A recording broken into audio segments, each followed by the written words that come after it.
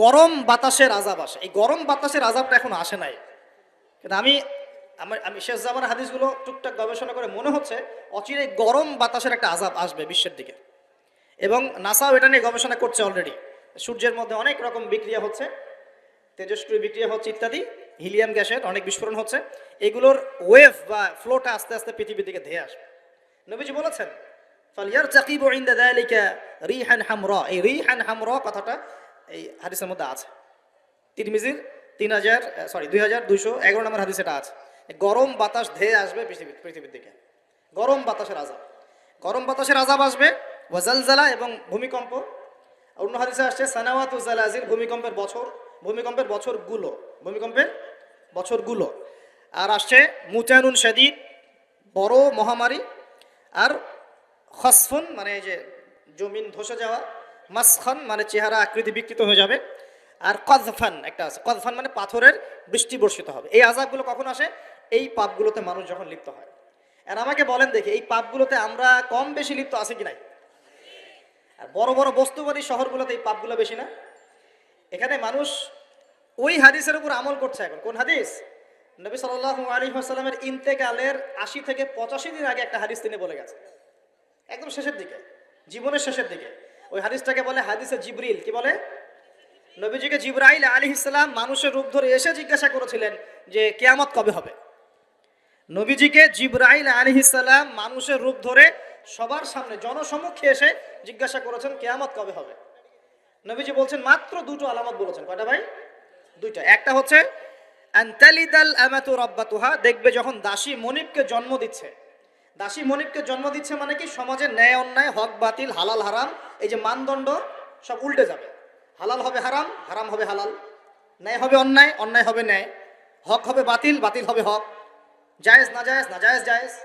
হ্যাঁ, মানুষ এই মানদণ্ড চেঞ্জ করে না এখন। বুঝতে পারছেন না মনে হয়? এখন সমাজে সত্য মিথ্যা, ন্যায় অন্যায়ের মানদণ্ড কি কোরআন সুন্নাহ এখনো টিকে আছে? এখন মানুষ নিজে যেটা ন্যায় মনে করে সেটাই ন্যায়, নিজে যেটাকে অন্যায় মনে করে সেটা অন্যায়, নিজে যেটাকে ভালো মনে করে সেটা ভালো, নিজে যেটাকে খারাপ মনে করে সেটা খারাপ। আল্লাহ যেটাকে হালাল করে দিয়েছেন মানুষ হারাম করে নিচ্ছে, আল্লাহ হারাম করে দিয়েছেন মানুষকে হালাল করে নিচ্ছে। হচ্ছে কি না এগুলা? তো এই যুগ চলে আসে নাই যে দাসী মনিবকে জন্ম দিচ্ছে না? মানে মানদণ্ড উল্টে গেছে। আমার কথা কি বুঝতে পারেন? মানদণ্ড উল্টে গেছে, জিনিস ভালো মন্দের, ন্যায় অন্যায়, হক বাতিলের মানদণ্ড উল্টে গেছে। বলেন তো সত্য মিথ্যার মানদণ্ড কি? আমার বুদ্ধি না আল্লাহর ওহী? কোনটা? সত্য মিথ্যা, ন্যায় অন্যায়, হক বাতিলের চূড়ান্ত মানদণ্ড কি? আমার বুদ্ধি নাকি আল্লাহ পাকের কোরআন সুন্নাহ? কোনটা? কিন্তু সমাজে কি সেটাই বাস্তবায়িত আছে 100%? 50%ও কি আছে? তো এই সমস্যাটা কি চলছে কিনা, তার মানে কি আমাদের এই বড় আলামতটা আমরা দেখছি কিনা?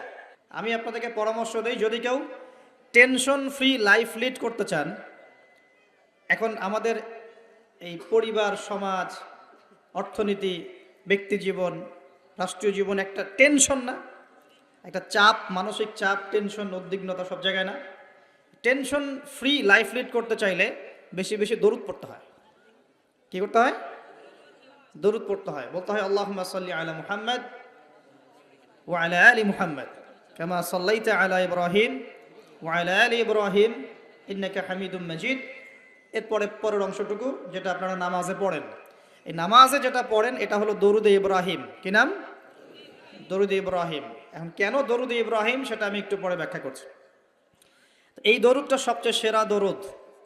এই দরুদ একবার পড়লেই 10টা নেকি হবে, 10টা গুনাহ মাফ হবে, 10 বার আল্লাহ রহম করবেন, মর্যাদার স্তর 10 গুণ বেড়ে যাবে ইনশাআল্লাহ। এবং সকালে এবং সন্ধ্যায় যে 10 বার করে দরুদ পড়বে, সকালে এবং সন্ধ্যায় কয়বার করে ভাই? তার জন্য বিশেষ একটা ফজিলত আছে, বলে দেব। সেটা হলো আমাদের নবী মুহাম্মদ সাল্লাল্লাহু আলাইহি ওয়াসাল্লাম ওই ব্যক্তির জন্য কাল কিয়ামতের মাঠে সুপারিশ করবেন ইনশাআল্লাহ। তো নবীর সুপারিশ যে পাবে সে জান্নাতে যাবে না জাহান্নামে যাবে? জান্নাতে যাওয়ার একটা সহজ রাস্তা বলে দিলাম। নবীর সুন্নত অনুযায়ী জীবন যাপন করবেন, এটা তো অবশ্যই করবেন, এবং সকাল সন্ধ্যায় 10 বার করে দরুদ পাঠ করবেন। পারা যাবে ইনশাআল্লাহ? আমি লেকচার দিলে কিছু ওয়াদা নেই, আসবো, আলোচনা করব, চলে যাব, এটা হলো কিছু? কিছু ওয়াদা করবেন, নিয়াত করবেন, 1 বছরের জ্ঞানের খোরাক নেবেন, 1 বছর আমল করবেন, ইনশাআল্লাহ পরের বছর আবার দেখা হবে। আজকে প্রথম আমল কি দিলাম? সকাল সন্ধ্যায় কমপক্ষে 10 বার করে দরুদ শরীফ পড়তে হবে। রাজি আছি ইনশাআল্লাহ? কি ফজিলত তাও তো জানলেন। ফজিলত জেনে আমল করার ব্যাপারে একটা আয়াতই আছে কোরআনে, যারা মুমিন তারা বলে যে সামি'না ওয়া আতা'না, আমরা শুনলাম, জানলাম, মানলাম, শুনলাম, মানলাম। আর যারা ইহুদি তারা বলে ওয়াকালু সামি'না ওয়া আসাইনা, আমরা শুনলাম কিন্তু মানি না। আমরা কি ইহুদিদের মতো নির্লজ্জ জাতি? ও, তারা তো এখন খুব সভ্য জাতি নাকি? হ্যাঁ, যারা সারা বিশ্ব জুড়ে মুসলিমদের সাথে ফাসাদ সৃষ্টি করে বেড়ায়, এরা খুব সভ্য। হ্যাঁ, যারা আমাদের মসজিদটা বাইতুল আকসা দখল করে বসে আছে, এরা খুব ভালো না? এরা মানবতার সেবক। যারা সারা বিশ্বের বিভিন্ন দেশে দেশে মুসলিমদেরকে পাখির মতো বোম মেরে হত্যা করতেছে, এরা খুব ভালো মানুষ। ওদের কাছ থেকে আমাদেরকে মানবতা শিখতে হয়, তাই না ভাই? ওরা মানবতার সংজ্ঞা শিখায়। আর আমরা যখন টুপি, দাড়ি, পাগড়ি, বোরখা এগুলো একটু টুকটাক পরার অভ্যাস করি, তখন আমাদের দিকে বাঁকা চোখে তাকায়, তাই না? আমার তো এমনও মনে আছে, এগুলো স্মৃতি থেকে বলছি আর কি, আমার এখনো মনে আছে যে আমি আমার স্ত্রীকে নিয়ে রাস্তায় রাস্তায় বাড়ি ভাড়া খুঁজতাম এক সময়। মানুষ আমাদেরকে বাড়ি ভাড়া দিত না। বিশ্বাস করছে না? কেন দিত না? কারণ আমার গায়ে সুন্নতি লেবাস ছিল আর আমার স্ত্রীর গায়ে খাস পর্দা ছিল। বাড়ি ভাড়া দেওয়ার আগে খুব গড় করে প্রশ্ন করতো, কোথা থেকে আসছেন, কি দরকার, কোথায় চাকরি করেন, কি করবেন, মানে আতঙ্ক একটা। না জানি কোন গ্রহের মানুষ আমরা, ও বাড়িতে না জানি কি করব। এই যে একটা ভাইব ছড়িয়ে দেওয়া হতো সমাজের মধ্যে, দাড়ি, টুপি, পাগড়ি, জুব্বা, বোরখা, এগুলোর দিকে মানুষ একটা সন্দেহের চোখে তাকাচ্ছে, এই যে একটা ফ্লো, একটা ভাইব সৃষ্টি করা হয়েছে, আপনাদের কি মনে হয় না এটা ইসলামের বিরুদ্ধে চক্রান্ত হচ্ছে? দাড়ি, টুপি, পাগড়ি, জুব্বা, বোরখাওয়ালা মানুষটাই সারা দুনিয়া সব অপকর্ম করে বেড়ায়। এই সারা দুনিয়াতে যে সমকামিতা চলছে এখন, সমকামিতা বোঝেন কিনা? ছেলে ছেলের সাথে জেনা করতেছে, নাউজুবিল্লাহ, আর মেয়ে মেয়ের সাথে জেনা করতেছে এই যুগে। খবর কতটুকু রাখেন জানি না। এগুলো কি মুসলিমরা ছড়াই দিছে? সারা পৃথিবীতে যে মানুষ এখন সুদ খায়, মোটামুটি সবাই সুদ খায়, কম বেশি আর কি। কেউ বেঁচে থাকার চেষ্টা করে, কেউ করে না। কোনো কোনো সময় দেখা যায় বেঁচে থাকার চেষ্টা করার পরেও সে বাধ্য হয়ে সেখানে সুদ খেতে হচ্ছে। এমন হচ্ছে কি না? এই সুদভিত্তিক অর্থনৈতিক সিস্টেম কি মুসলমানরা চালু করে দিছে? সারা বিশ্বের মানুষকে হারাম কি মুসলমানরা খাওয়াচ্ছে? সবার ফোনে ফোনে ইন্টারনেট সেকশনে ঢুকলেই দেখবেন পর্নোগ্রাফি, নগ্নতা, দেখেন না? এমন কারো চোখ নাই এটা দেখে নাই, কারণ এটা সম্ভব না এখন এই যুগে। ইন্টারনেটের কাজ যারা করে, ইন্টারনেটে যারা ঢোকে, চোখের সামনে এগুলো পড়বে 100%, আলেম হোক আর জালেম হোক, পড়বে না? এই সারা দুনিয়াতে ইন্টারনেট সেকশনে যেগুলো ছড়িয়ে দেয় না, মুসলমানরা ছড়াই দিছে? মেয়েরা আগে একটু পর্দায় চলতো, ফেমিনিস্ট রেভলিউশনের মধ্য দিয়ে মেয়েদেরকে নগ্ন করে বাইরে বের করা হয়েছে। এখন মেয়েরা ছেলেদের পোশাক পরে ঘুরে বেড়ায়।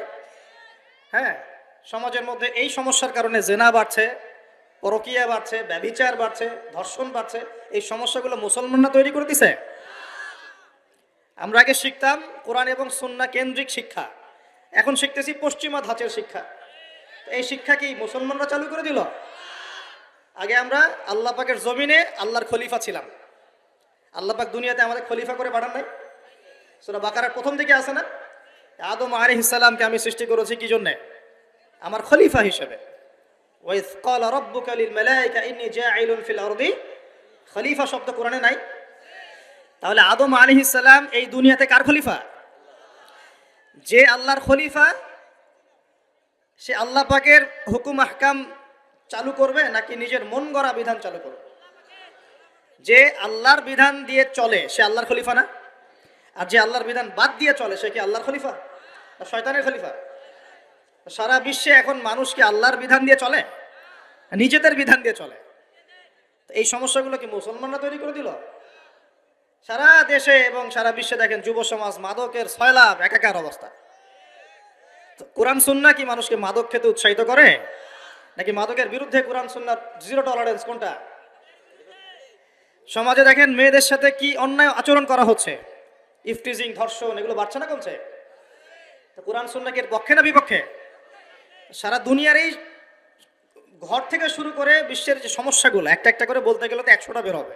এই সবগুলো সমস্যা কি মুসলমানরা করে দিল? না মুসলমানদের উপর এই সমস্যাগুলো চাপিয়ে দেওয়া হচ্ছে কোনটা? কিন্তু মিডিয়ার মধ্য দিয়ে, প্রযুক্তির মধ্য দিয়ে, নিজস্ব প্রিন্ট এবং ইলেকট্রনিক মিডিয়াগুলোর মধ্য দিয়ে সারা বিশ্বে ছড়িয়ে দেওয়া হয়েছে সবচেয়ে খারাপ মানুষ মনে হয় মুসলমানরাই, তাই না? যত বাঁকা দৃষ্টি শুধু দাড়ি, টুপি, পাগড়ি, বোরখা, এগুলোর পেছনে। ঢাকা শহর ভূমিকম্প প্রবণ এলাকা না?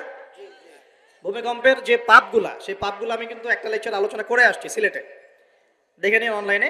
15টা থেকে 20টা পাপ আছে। এই পাপগুলোতে যখন একটা জাতি লিপ্ত হয়, আল্লাহর পক্ষ থেকে আযাব আসে।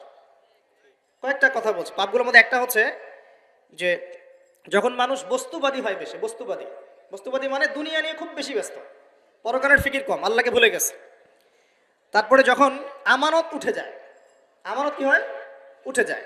তারপর যখন গনিমতের মাল মনে করে আমানত মানুষ খেয়ে ফেলতেছে, আমানত রাখা হয়েছে, গনিমতের মাল মনে করে খেয়ে ফেলল। যখন মানুষ এই মাকে কষ্ট দেয়, মাকে কষ্ট দিয়ে মানে মায়ের সাথে খারাপ ব্যবহার করে, বউয়ের আঁচল ধরে বসে থাকে। যখন মানুষ বাবাকে দূরে ঠেলে দেয় আর বন্ধু বান্ধবকে কাছে টেনে নেয়। তারপরে আছে যখন গান বাজনা বাদ্যযন্ত্র বেশি হয়, মানুষের কানের কাছে যখন বাদ্যযন্ত্র বাজতে থাকে, মানে হেডফোন দিয়ে গান শুনছেন, এখন কানের কাছে বাদ্যযন্ত্র বাজছে। তারপর যখন মানুষ মাদকদ্রব্য বেশি সেবন করা শুরু করে, যখন জেনা বেশি বেড়ে যায়, অশ্লীলতা বেশি বেড়ে যায়, ব্যভিচার বেড়ে যায়, এই পাপগুলো যখন বেড়ে যায় এবং গায়িকা নর্তকীর যে সংখ্যা বেড়ে যায়, প্রতিটা কথা আরবি দিয়ে বলা আছে, আমি বলতে গেলে টাইম যেত, আমি শর্ট করে বললাম। এই কাজগুলো যখন একটা সমাজের মধ্যে বেশি হয়, তখন ওই জায়গায় আল্লাহর পক্ষ থেকে 2টা মারাত্মক মানে আযাব আসে। তার মধ্যে একটা হচ্ছে মহামারী, আর একটা হচ্ছে এই ভূমিকম্প। আর ভূমিকম্পের সাথে চলে আসে ভূমি ধস, মানে ভূমি ধসে যায় এবং চেহারার আকৃতি পরিবর্তন হয়। আর একটা কি, হ্যাঁ, গরম বাতাসের আযাব আসে। এই গরম বাতাসের আযাবটা এখন আসে নাই, কিন্তু আমি শেষ জামানার হাদিসগুলো টুকটাক গবেষণা করে মনে হচ্ছে অচিরে গরম বাতাসের একটা আযাব আসবে বিশ্বের দিকে। এবং নাসাও এটা নিয়ে গবেষণা করছে অলরেডি। সূর্যের মধ্যে অনেক রকম বিক্রিয়া হচ্ছে, তেজস্ক্রিয় বিক্রিয়া হচ্ছে ইত্যাদি, হিলিয়াম গ্যাসের অনেক বিস্ফোরণ হচ্ছে। এগুলোর ওয়েভ বা ফ্লোটা আস্তে আস্তে পৃথিবীর দিকে ধেয়ে আসবে। নবীজি বলেছেন ফালইয়ারতাকিবু ইনদা যালিকা রিহান হামরা। এই রিহান হামরা কথাটা এই হাদিসের মধ্যে আছে। তিরমিজির 2211 নম্বর হাদিস এটা আছে। গরম বাতাস ধেয়ে আসবে পৃথিবীর দিকে, গরম বাতাসের আযাব, গরম বাতাসের আযাব আসবে। ওয়াজালজালা এবং ভূমিকম্প। অন্য হাদিসে আসছে সানাওয়াতু জালাজিল, ভূমিকম্পের বছরগুলো। আর আসছে মুতানুন শাদীদ, বড় মহামারী। আর খসফুন মানে যে জমিন ধসে যাওয়া, মাসখান মানে চেহারা আকৃতি বিকৃত হয়ে যাবে। আর কযফান একটা আছে, কযফান মানে পাথরের বৃষ্টি বর্ষিত হবে। এই আযাবগুলো কখন আসে? এই পাপগুলোতে মানুষ যখন লিপ্ত হয়। আর আমাকে বলেন দেখি, এই পাপগুলোতে আমরা কম বেশি লিপ্ত আছে কি নাই? আর বড় বড় বস্তুবাদী শহরগুলোতে এই পাপগুলো বেশি না? এখানে মানুষ ওই হাদিসের উপর আমল করছে। এখন কোন হাদিস? নবী সাল্লাল্লাহু আলাইহি ওয়াসাল্লামের ইন্তেকালের 80 থেকে 85 দিন আগে একটা হাদিস তিনি বলে গেছে, একদম শেষের দিকে, জীবনের শেষের দিকে। ওই হাদিসটাকে বলে হাদিসে জিবরিল। কি বলে? নবীজিকে জিবরাইল আলাইহিস সালাম মানুষের রূপ ধরে এসে জিজ্ঞাসা করেছিলেন যে কিয়ামত কবে হবে। নবীজিকে জিবরাইল আলাইহিস সালাম মানুষের রূপ ধরে সবার সামনে জনসমক্ষে এসে জিজ্ঞাসা করেছেন কিয়ামত কবে হবে। নবীজি বলছেন মাত্র 2টো আলামত বলেছেন। কয়টা ভাই? 2টা। একটা হচ্ছে আনতালিদাল আমাতু রাব্বাতুহা, দেখবে যখন দাসী মনিবকে জন্ম দিচ্ছে। দাসী মনিবকে জন্ম দিচ্ছে মানে কি? সমাজের ন্যায় অন্যায়, হক বাতিল, হালাল হারাম, এই যে মানদণ্ড সব উল্টে যাবে। হালাল হবে হারাম, হারাম হবে হালাল, ন্যায় হবে অন্যায়, অন্যায় হবে ন্যায়, হক হবে বাতিল, বাতিল হবে হক, জায়েজ না জায়েজ, না জায়েজ জায়েজ। হ্যাঁ, মানুষ এই মানদণ্ড চেঞ্জ করে না এখন। বুঝতে পারছেন না মনে হয়? এখন সমাজে সত্য মিথ্যা, ন্যায় অন্যায়ের মানদণ্ড কি কোরআন সুন্নাহ এখনো টিকে আছে? এখন মানুষ নিজে যেটা ন্যায় মনে করে সেটাই ন্যায়, নিজে যেটাকে অন্যায় মনে করে সেটা অন্যায়, নিজে যেটাকে ভালো মনে করে সেটা ভালো, নিজে যেটাকে খারাপ মনে করে সেটা খারাপ। আল্লাহ যেটাকে হালাল করে দিয়েছেন মানুষ হারাম করে নিচ্ছে, আল্লাহ হারাম করে দিয়েছেন মানুষকে হালাল করে নিচ্ছে। হচ্ছে কি না এগুলা? তো এই যুগ চলে আসে নাই যে দাসী মনিবকে জন্ম দিচ্ছে না? মানে মানদণ্ড উল্টে গেছে। আমার কথা কি বুঝতে পারেন? মানদণ্ড উল্টে গেছে, জিনিস ভালো মন্দের, ন্যায় অন্যায়, হক বাতিলের মানদণ্ড উল্টে গেছে। বলেন তো সত্য মিথ্যার মানদণ্ড কি? আমার বুদ্ধি না আল্লাহর ওহী? কোনটা? সত্য মিথ্যা, ন্যায় অন্যায়, হক বাতিলের চূড়ান্ত মানদণ্ড কি? আমার বুদ্ধি নাকি আল্লাহ পাকের কোরআন সুন্নাহ, কোনটা? কিন্তু সমাজে কি সেটাই বাস্তবায়িত আছে 100%? 50%ও কি আছে? তো এই সমস্যাটা কি চলছে কিনা, তার মানে কি আমাদের এই বড় আলামতটা আমরা দেখছি কিনা? দেখছি। গেল 2 নাম্বার। 2 নাম্বারটা নবী বলছেন ওয়া আনতারাল হুফাতাল উরাতাল আলাতা রিয়া আশাই ইয়াতাতাওয়ালুনা ফিল বুনিয়ান। নবীজি বলছেন যখন দেখা যাবে সমাজের সবচেয়ে দরিদ্র শ্রেণীর মানুষ, স্যান্ডেল কেনার টাকা ছিল না, কাপড় পরার টাকা ছিল না, এই শ্রেণীর মানুষ রাখাল মানে গরু ছাগল চড়াতো, এই শ্রেণীর মানুষ উঁচু উঁচু অট্টালিকা নির্মাণের প্রতিযোগিতা করবে। ভালো করে বোঝেন, নবীজি বলছেন না ধনীরা, সমাজের ধনীরা অট্টালিকা নির্মাণের প্রতিযোগিতা করবে, নবীজি এই কথা বলছেন না হাদিসে। নবীজি বলছেন সবচেয়ে দরিদ্র শ্রেণীর মানুষ, রাখাল শ্রেণীর মানুষ, স্যান্ডেল নাই, গায়ে জামা নাই, এরা উঁচু উঁচু অট্টালিকা নির্মাণের প্রতিযোগিতা করবে। করছে কিনা? কিভাবে সম্ভব? এই শ্রেণীর মানুষের অট্টালিকা নির্মাণ না, নির্মাণের কম্পিটিশন করা কিভাবে সম্ভব? 1, সুদের মধ্য দিয়ে; 2, করাপশন দুর্নীতির মধ্য দিয়ে; 3, অন্যের সম্পদ আত্মসাৎ করার মধ্য দিয়ে। এই সমস্যাগুলো চলছে কিনা সমাজে? এরাই যখন 10-20 তলা বিল্ডিং উঠাবে তখন তো আর মানুষকে মানুষই মনে করবে না। বুঝতে পারছেন না মনে হয়? এদের তো কোনো পড়াশোনা নাই, কোনো ব্যক্তিত্ব নাই, কোনো দিনই ইলম নাই, রুচিবোধ নাই, কালচার না, সামাজিক না, এর তো মানে অসামাজিক। এরা যখন, এদের হাতে যখন আপনি সম্পদ চলে যাবে, এরা তো সাধারণ মানুষকে মানুষই মনে করবে না, গরিব মানুষকে এরা কিছুই মনে করবে না, ও মনে করবে আমি সব কিছু।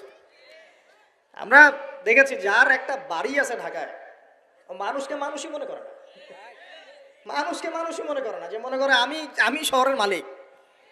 হ্যাঁ, কি একটা অবস্থা মানুষের মধ্যে, যে কি অহংকার, কি আত্ম অহংকার, এই দালান কোঠার যে অহংকার, এই সমস্যাগুলো হলে আল্লাহ ভূমিকম্পতে ধসায় দিবেন না? দেখেন নাই কয়দিন আগে কি হলো? গতকালকে যে কোটিপতি ছিল তার পরের দিন রুটি নিয়ে দাঁড়ায় আছে, গতকালকে আইসক্রিম বিক্রি করেছে নাচানাচি করে, তারপরের দিন বসে আছে, কিচ্ছু নাই। আল্লাহ পাক এই পাপগুলা দেখে সবর করেছেন, ধৈর্য ধরেছেন, ধৈর্য ধরে এক সময় যখন আল্লাহ পাকের আযাব চলে আসছে, একবারে সব সমল উৎপাদিত হয়ে গেছে। আমরা তো কারো দুঃখে খুশি না, বরং এগুলো সারা দুনিয়ার মুসলমানদের জন্য শিক্ষা। সারা দুনিয়ার মুসলমান যে যেখানে আছি আমাদের সবার জন্য এটা শিক্ষা। যদি এই পাপগুলোতে আমরা লিপ্ত হই, আল্লাহ পাক ছাড় দিলেও ছাড়বেন না, আল্লাহ পাক ছাড় দিবেন কিন্তু ছাড়বেন না। মানুষের মধ্যে এখন সম্পদের যে অহমিকা, গরিব মানুষকে মানুষই মনে করে না, খেটে খাওয়া মানুষকে মানুষই মনে করে না, রিক্সাওয়ালা যারা নিম্নবিত্ত, নিম্ন মধ্যবিত্ত, চা বিক্রি করে, পানের দোকান করে, হালাল খায়, কৃষক, এই মানুষগুলোকে এখন বড় লোকরা মানুষই মনে করে না।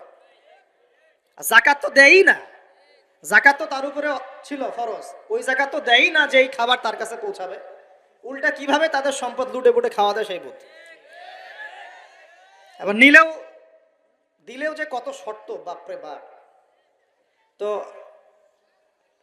কিছুটা মনের কষ্ট থেকে বললাম কথাগুলো আর কি, যে আসলে আপনি যখন কোরআন এবং সুন্নাহর জ্ঞানী হবেন না, তখন অন্যকে সম্মান দিতে পারবেন না। আমরা বড় বড় স্লোগান দিই যে অমুক অমুকের সেবক, অমুক অমুকের সেবক, আসলে সেবা সত্যিকার অর্থে করছি? আল্লাহ পাক তার রাসূলের মাধ্যমে জানিয়েছেন, এই হাদিসটা একটু শোনেন তারপর সামনে যাই। আল্লাহ পাক তার রাসূলের মাধ্যমে আমাদেরকে জানিয়েছেন, শোনো, আলা কুল্লুকুম রাইন, তোমাদের প্রত্যেকে হচ্ছে দায়িত্বশীল, তোমাদের প্রত্যেকেই দায়িত্বশীল। কেউ পরিবারের দায়িত্বশীল, কেউ ব্যবসা প্রতিষ্ঠানের দায়িত্বশীল, কেউ তোমার চাকরির প্রতিষ্ঠানের দায়িত্বশীল, কেউ সামাজিক দায়িত্বে আছো, কেউ প্রশাসনে, কেউ পররাষ্ট্র ইত্যাদি। তোমাদের প্রত্যেকেই দায়িত্বশীল। কুল্লুকুম রাইন ওয়া কুল্লুকুম মাসউলুন আন রাইয়াতিহি, এবং তোমাদের প্রত্যেককে যার যার দায়িত্ব সম্পর্কে আল্লাহ কিয়ামতের মাঠে জিজ্ঞাসা করবে। আমরা কি উত্তর দেওয়ার জন্য প্রস্তুত আছি ভাই? সবার আগে আমি দেখি, আমি আমার উপর দায়িত্বশীল না?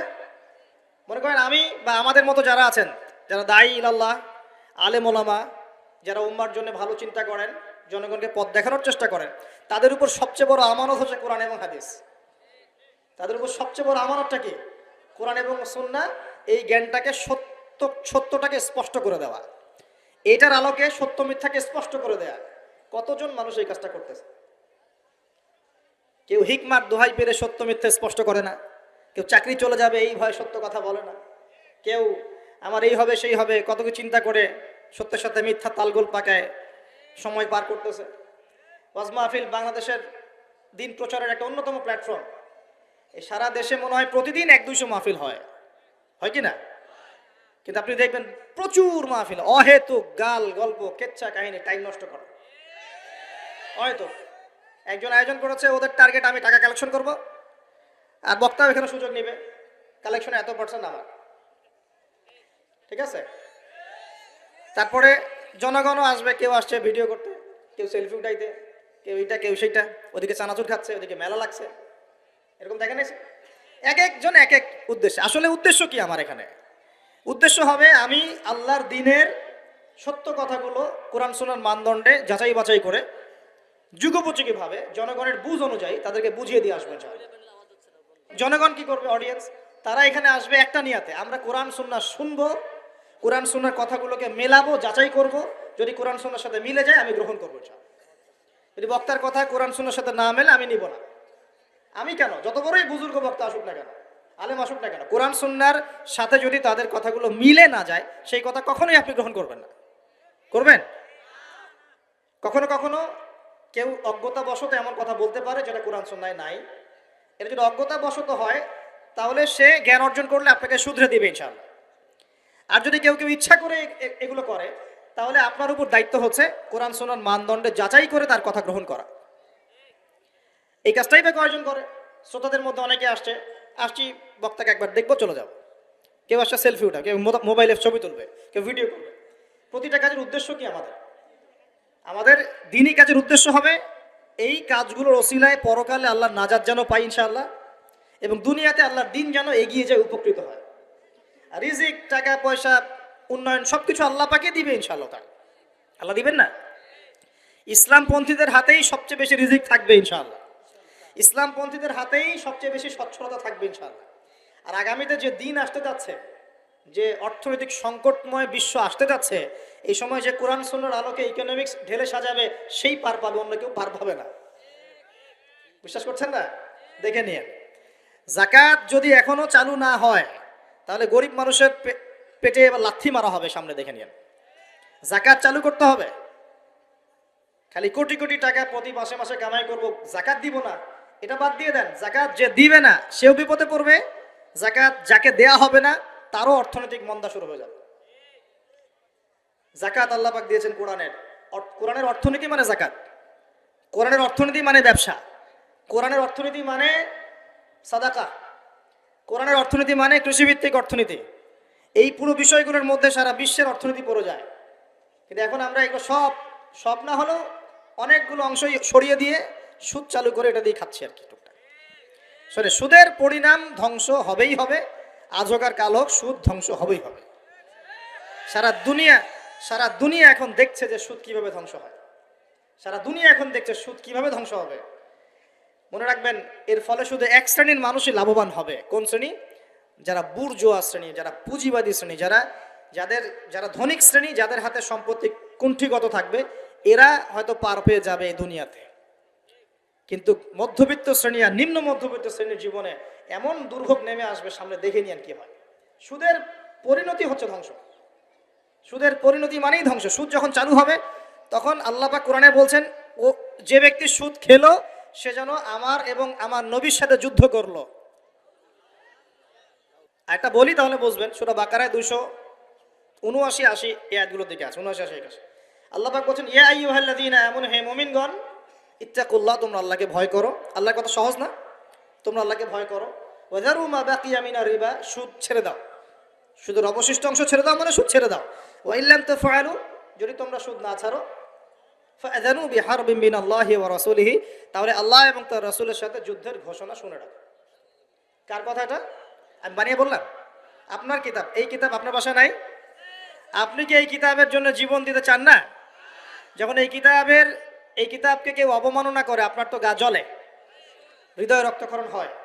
কয়েকদিন আগে ওই যে সুইডেন না ডেনমার্ক, হ্যাঁ আমি নামও ভুলে গেছি, ভুলে যাওয়াই ভালো, এগুলো মনে রাখাই খারাপ, কারণ এদেরকে মনে রাখে কি হবে। শুধু প্রথম কথা হচ্ছে যে ওই পশ্চিমা সভ্যতার মধ্যেই যারা বাক স্বাধীনতার কথা বলে, ব্যক্তি স্বাধীনতার কথা বলে, আর তাদের বাক স্বাধীনতা মানে হচ্ছে ছেলে ছেলে বিয়ে করতে পারবে, এটা ব্যক্তি স্বাধীনতা। আর বাক স্বাধীনতা মানে ইসলামের বিরুদ্ধে যা ইচ্ছা তাই বলতে পারবে, ইসলামের বিরুদ্ধে যা ইচ্ছা তাই বলতে পারবে, এটা হচ্ছে বাক স্বাধীনতা। আর আল্লাহ পাকের বিধানের বাইরে যা ইচ্ছা তাই করতে পারবে, মদ খাবে, সুদ খাবে, ঘুষ খাবে, জেনা করবে, পর্নোগ্রাফিতে থাকবে, যা ইচ্ছা করবে, এর নাম হলো ব্যক্তি স্বাধীনতা।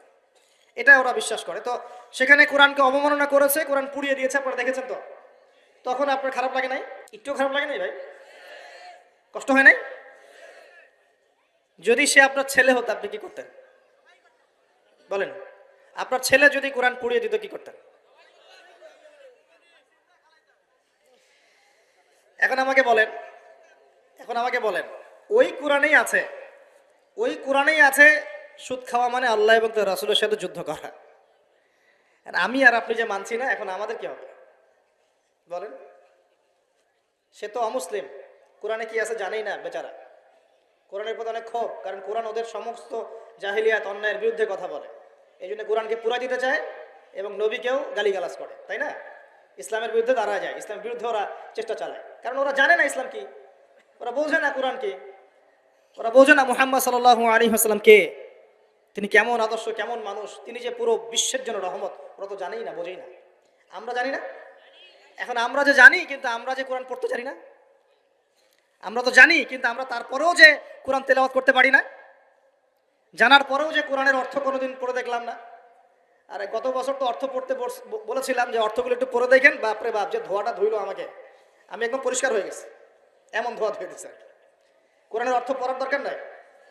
আমি কি বলেছিলাম যে কোরআন তেলাওয়াত করলে কোনো নেকি হবে না? কোরআন তেলাওয়াত করলে কোনো নেকি হবে না, এই কথা বলেছিলাম না? বলেছিলাম যে কোরআন তেলাওয়াত শুধু তেলাওয়াত করে গেলে আপনি ভিতরের হকটা আদায় করতে পারবেন না। কোনটা বলেছে? কোরআনে আপনি সূরা ফাতিহা পড়লেন, কিন্তু সূরা ফাতিহার অর্থ আপনি বুঝলেন না। আপনি কি সূরা ফাতিহার মধ্যে আল্লাহ যা বলেছেন তা কি বুঝতে পারলেন? এই যে আয়াত একটা তেলাওয়াত করলাম, আপনি পড়তে পারলেন, ইয়া আইয়ুহাল্লাযীনা আমানু তাকুল্লাহা ওয়া যারু মা বাকিয়া মিনার রিবা ইন কুনতুম মুমিনিন ওয়া ইন লাম তাফআলু ফাআযানু বিহারবিন মিনাল্লাহি ওয়া রাসূলিহি। আপনি কি কিছু বুঝলেন? তিলাওয়াত তো করলেন, প্রত্যেক হরফে 10 নেকি হলো, আপনার আমলনামায় প্রত্যেক হরফে 10 নেকি হলো, ঠিক আছে, বুঝলাম, মানলাম। কিন্তু এই আয়াত যে আপনি বুঝতে পারলেন না।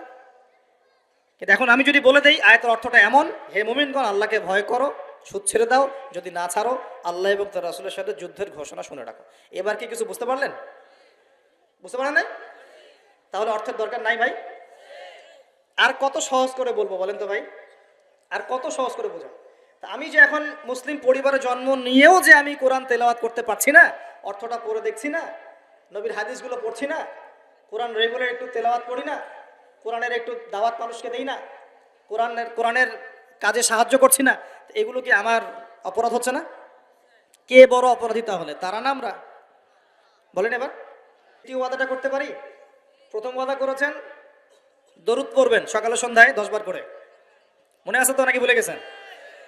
আমাদের মেমোরি তো এখন মাছের মতো, অ্যাকুরিয়ামের মাছ আছে না, ওই মাছের মেমোরি ওখানে ঘোরে কেন সারাদিন জানেন? কারণ ওর memory short time memory loss, মানে ওর মেমোরি এত নিচু স্কেলের, ও মনে করে যে এটা হচ্ছে অনেক বড় সমুদ্র, কোথায় গেল ভুলে গেল, এই যেখান থেকে এই পর্যন্ত গিয়েছে ও ভুলে গেছে কোথায় কোথায় আসছে, মেমোরি লস। আমাদের কেন জানি আমাদের জাতিটা এরকম হয়ে গেছে, আল্লাহ মাফ করো। একটা ইস্যু আসে, ওইটা নিয়ে একদম মাতামাতি লাফালাফি, চলে গেলে ওটা ভুলে যাবে, নতুন ইস্যু, এমনটা হয় না? আচ্ছা, তো আপনারা ওই রকম হয়েন না অন্তত পক্ষে, আল্লাহ পাক তৌফিক দান করুন। তো প্রথমে ওয়াদা করেছেন কি 10 বার করে দরুদ, মনে আছে তো? আচ্ছা, এবার দ্বিতীয় ওয়াদা করেন যে কোরআন যারা তেলাওয়াত করতে জানেন না, আমি অর্থের কথা বলছি না এখন, জাস্ট তেলাওয়াতের কথা বলছি, যারা কোরআন তেলাওয়াত করতে জানেন না, এই যে রমজান মাস সামনে আসছে, এই পুরো রমজান সময় দিলাম বিশুদ্ধ করে কোরআন তেলাওয়াত শিখতে হবে। রাজি আছেন ইনশাআল্লাহ? রাজি আছেন ইনশাআল্লাহ?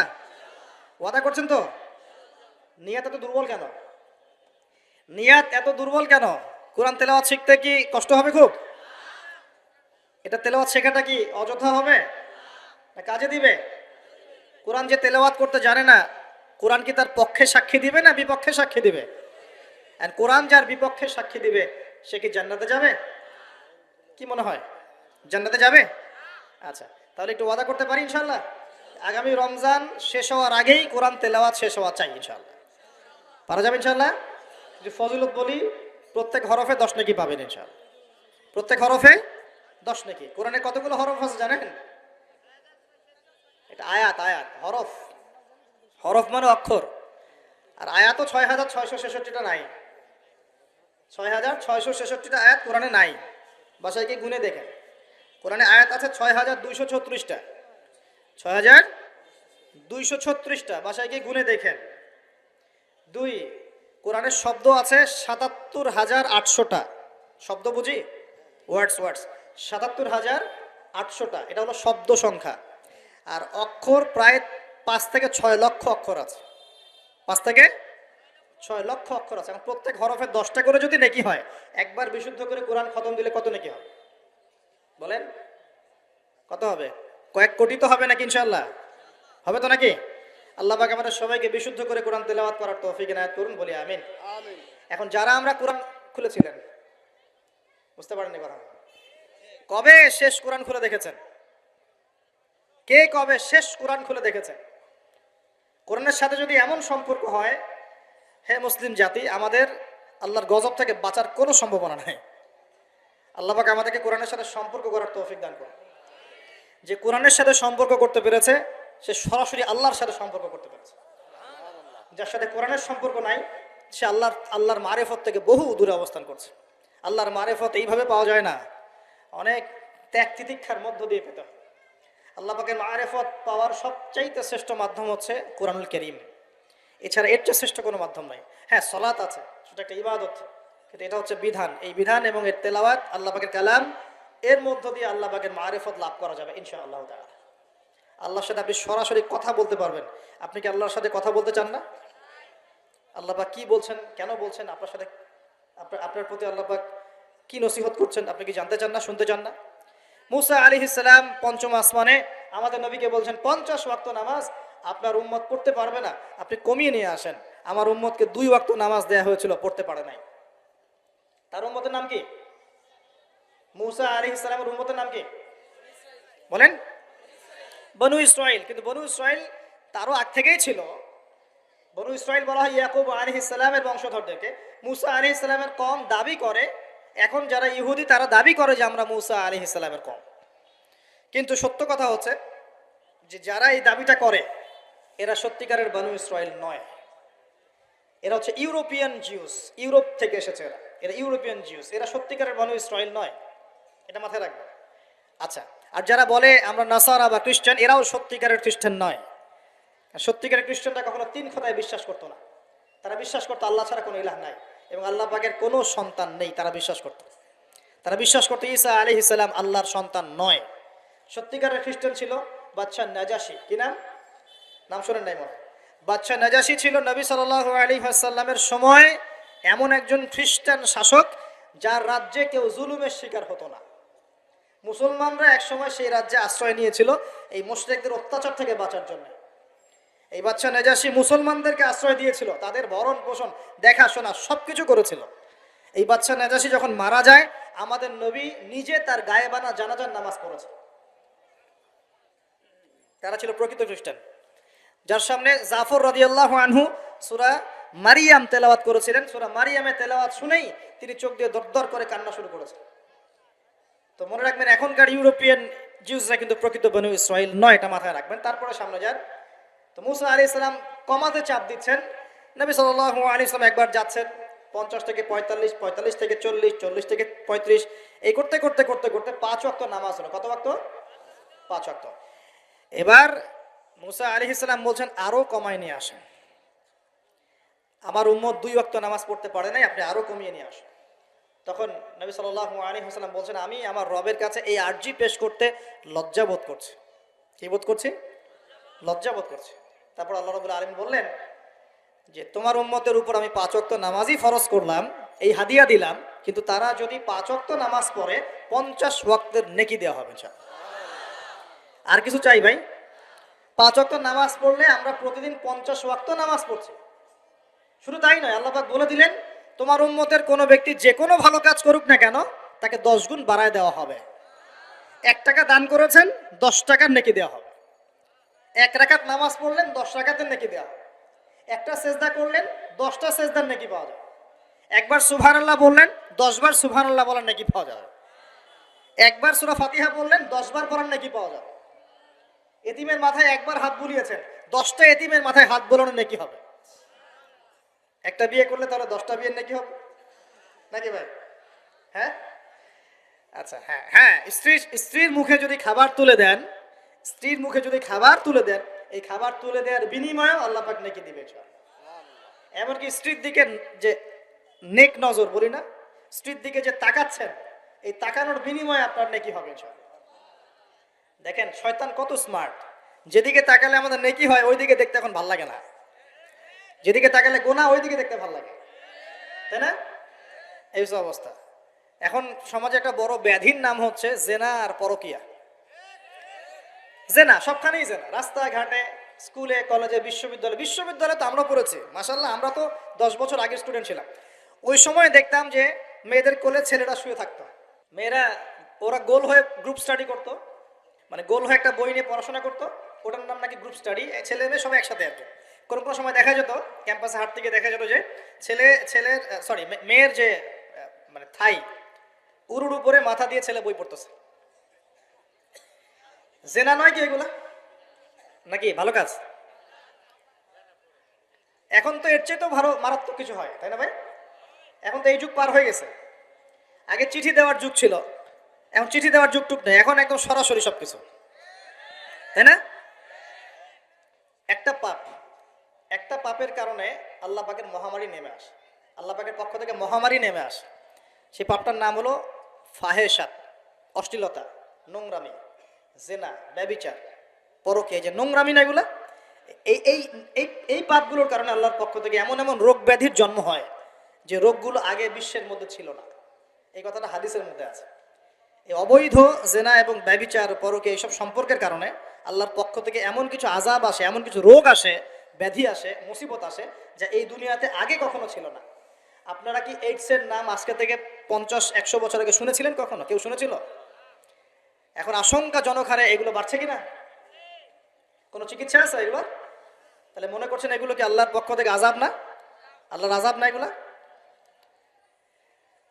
আমরা এখন এমন একটা জায়গায় চলে আসছি, আসলে কি বলবো, এখনকার নিউজগুলো এমন যে কোনো কোনো জায়গায়, কোনো কোনো ক্ষেত্রে দেখা যায় যে বৈধ সম্পর্ক যেগুলো আছে না, বৈধ সম্পর্ক মাহরাম, এই মাহরামদের মধ্যেও অবৈধ যৌন সম্পর্ক চলতেছে না। এগুলো পেপার পত্রিকা আসে, এগুলো দেখা যায়, অনলাইনে ঢুকলে দেখা যায়। আল্লাহ পাক আমাদের সবাইকে চরিত্র পবিত্র রাখার তৌফিক দান করুন। ভাই চরিত্র পবিত্র রাখার জন্য একটা আমি পরামর্শ দিই, নিজেকে ভালো কাজে ব্যস্ত রাখেন, নিজেকে ভালো কাজে ব্যস্ত রাখেন। সেটা সামাজিক কাজও হতে পারে, সমাজ কল্যাণমূলক কাজ করেন না, জনসেবা করেন, মানুষের সেবা করেন, মানুষের কাছে থাকেন, সোশ্যাল ওয়ার্ক করেন। এই যে অ্যাসোসিয়েশন আছে না কিছু সামাজিক, নন পলিটিক্যাল, নন প্রফিটেবল কিছু ফাউন্ডেশন থাকে না, মানুষের কল্যাণে কাজ করেন, ইফতারের প্রজেক্ট করেন সামনে, ঠিক আছে? তারপরে শীতবস্ত্র হয়, তারপরে যে ত্রাণ রিলিফ, মানে মানুষের কল্যাণ, বৃক্ষরোপণের কাজ, তারপরে আপনার এই যে রক্তদান কর্মসূচি, এই টাইপের যে ভালো ভালো কাজ, সমাজ কল্যাণমূলক কাজ, এই সমাজ কল্যাণমূলক কাজগুলো করলেও মনটা বড় হবে ইনশাআল্লাহ। ভালো কাজে ব্যস্ত থাকবেন, আপনি দেখবেন মাথার মধ্যে শয়তানি নাই। যখন মানুষের কাজ নাই, সারাদিন অলস বসে থাকে, মাথার মধ্যে দুনিয়ার শয়তানি ঘোরাফেরা করতে থাকে।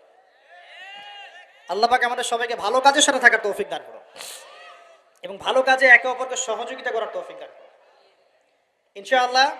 এই রমজান মাস আসার আগে আমরা আরেকটা ভালো কাজ করার চেষ্টা করব ইনশাআল্লাহ। সেটা হলো রমজান মাসে সাধারণত নিত্য প্রয়োজনীয় দ্রব্যের দামগুলো বেড়ে যায়, যায় কি না? এটা তো হয় সাধারণত। কি কি কারণে হয় সেটা আমি পরে একদিন আলোচনা করবো ইনশাআল্লাহ। এই কারণগুলো আমাদেরকে দূর করতে হবে, আল্লাহ পাক তৌফিক দান করুন। কিন্তু সাধারণত দেখা যায় রমজান মাসে দামগুলো বৃদ্ধি পায়, তখন মধ্যবিত্ত এবং নিম্ন মধ্যবিত্ত শ্রেণীর চরম দুর্ভোগ দেখা দেয়। তারা অনেকেই দেখা যায় লোক লজ্জায় মানুষের কাছে হাত পাততে পারে না, কাউকে বলতে পারে না, কিন্তু ওদের ঘরে অভাব থেকে যায়।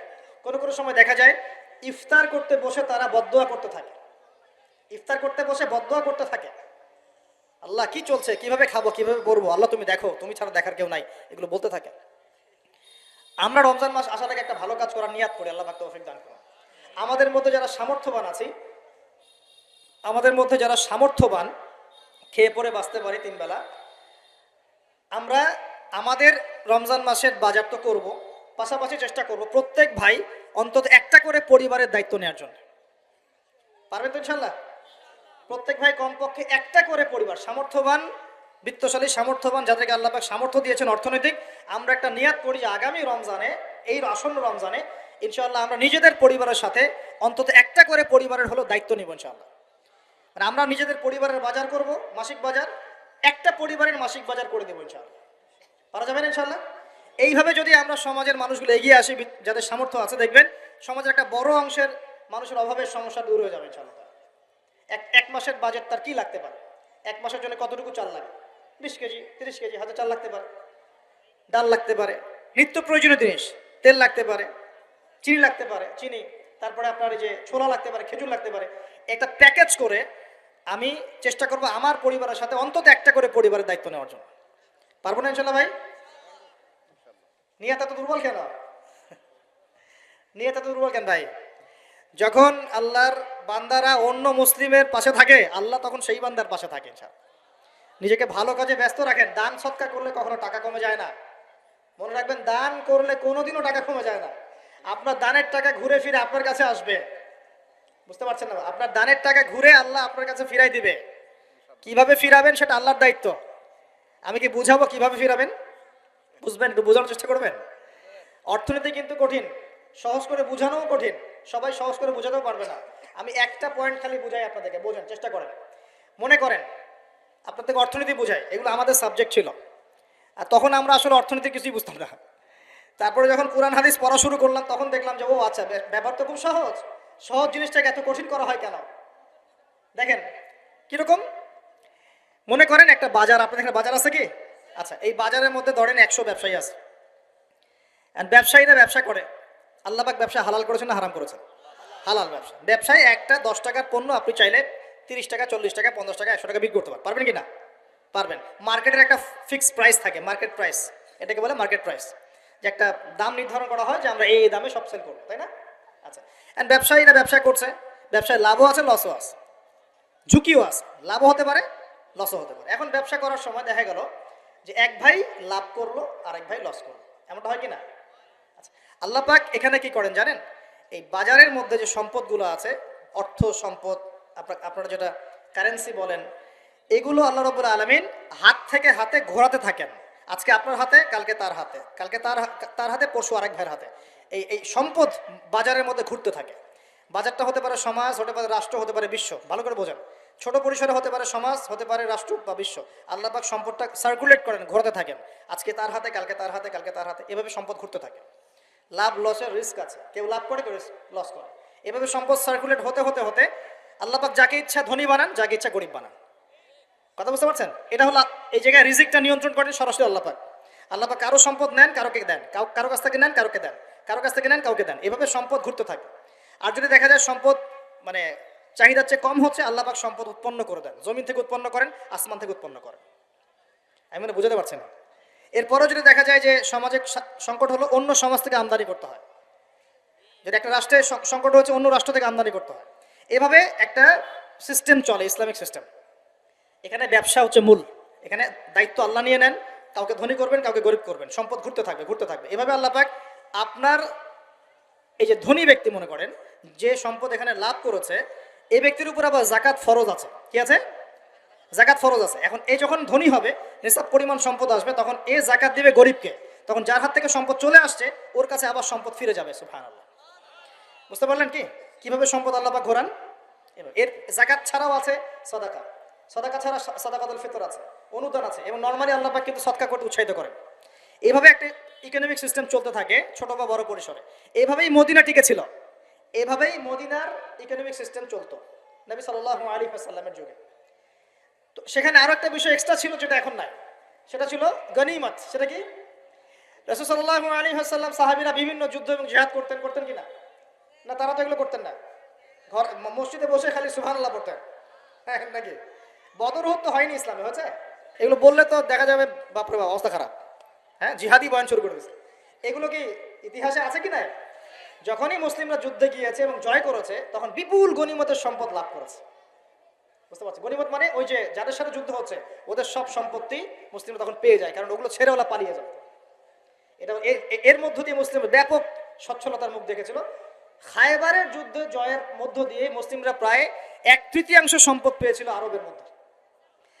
জাজিরাতুল আরবের 1/3 সম্পদ শুধু খায়বার যুদ্ধ জয়ের মধ্য দিয়ে লাভ করা হয়েছে। ওইটা তো নাই, এখন ক্লোজড। আমি ওগুলো বাদ দিয়ে এই সিস্টেমগুলো কথা বললাম, সাদাকা, ব্যবসা ইত্যাদি ইত্যাদি। তার মানে ইসলামিক ইকোনমিক সিস্টেমের মধ্যে আল্লাহ পাক সম্পত্তি নিয়ন্ত্রণ করছেন এবং কাউকে ধনী বানাচ্ছেন, কাউকে গরিব করছেন। সম্পদ হাতে হাতে ঘুরছে, যে ধনী সে আবার জাকাত দিচ্ছে, তখন গরিবের কাছে ধনীর সম্পত্তি চলে আসছে। বুঝতে পারছেন কি ভাই কিছু? আচ্ছা, কঠিন হচ্ছে আলোচনা মনে হয়। আচ্ছা, একটু কঠিন শোনেন। খালি কি আর উঠবস করা, ঢেলে দেই, চা খাই, কফি খাই শুনলে হবে? হ্যাঁ, এগুলো শুনলে হবে খালি? ভালো করে শুনি ইনশাল্লাহ। এখন চলমান সিস্টেমে কি সমস্যা হয়? যখন আপনি ব্যবসাটাকে গুটিয়ে নিয়ে সুদটাকে প্রাধান্য দিচ্ছেন, মানে সুদের মধ্যে কি লাভ লস দুটো রিস্ক আছে, ঝুঁকি আছে কোনো? সুদে আপনি যখন খান, আপনি কি বলেন যে ঠিক আছে আমি 100 টাকা নিলাম, ব্যবসায় লাভ হলে আমি দিব 50%, লস হলে 50%। এটা তো সুদ না, এটা তো সুদ না, এটা কি সুদ? যখন আপনি বলেন যে আমি 100 দিয়েছি, আমাকে 110 দেওয়া লাগবে, 100 দিয়েছি আমাকে 110ই দেওয়া লাগবে, আপনি তো লসের রিস্ক নিবেন না? নিবেন? সুদখোর কি লসের ঝুঁকি নিবে নাকি লাভের শর্তে টাকা দিবে? এখন যখন আপনি লাভ লসের ঝুঁকি নিচ্ছেন না, তখন একজন লাভ করা একজন লস করার কোনো সিস্টেম বাজারে থাকছে না।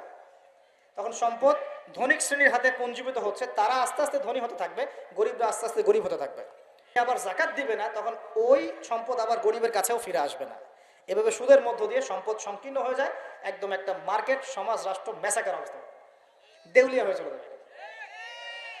একটা একটা করে কথা বলেছিলাম, ফলেছিল কি অর্থনীতির কথাগুলো? পাকিস্তানের কথা ফলেছে?